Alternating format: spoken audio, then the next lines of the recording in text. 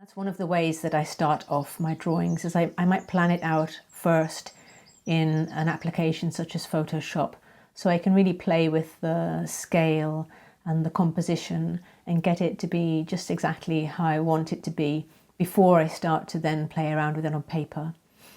And I've just found using Photoshop a really helpful way to visualize how the elements work together, because I work quite a lot on the paper itself. The paper takes quite a lot of layering and erasing and pressing in of graphite, and so I really want to keep that surface quite pristine.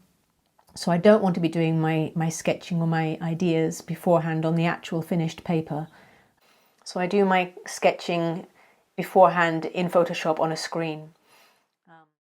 Here is the reference image I used for the skull, which actually came from this website called unsplash.com, and I recommend this website for good quality, royalty-free stock images that are really great to work from if you're just setting out.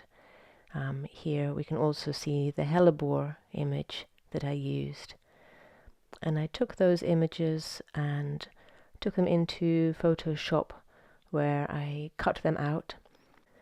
As you can see, the skull still has a little bit of leftover shadow from a neighbouring bone, and I had to reimagine that area in my drawing. Sometimes I'll begin a drawing by starting off in my sketchbook, and I'll play around with the elements there and just figure out, is it going to have a light background or a dark background? Is there going to be a full body or a half a body? Or I have my sketchbook right here, actually. You can see, for example, here's my initial sketch for the Aphrodite drawing that I did. I don't know if you recognize that.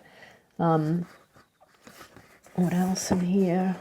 So this is also a place where I might just begin a few little sketches and see if they have any kind of like energy around them that tells me, oh, this wants to be a bigger drawing, this wants to be a finished drawing or not. Some the sketches, they start off in here and they only get this far. It's like, well, there's maybe something there, but maybe not as well. And I quite often start these sketches, so I can find another one that you might recognize. Oh, here, Barbello started off here as well. And here's where I just figure out, is it going to become a bigger drawing or not?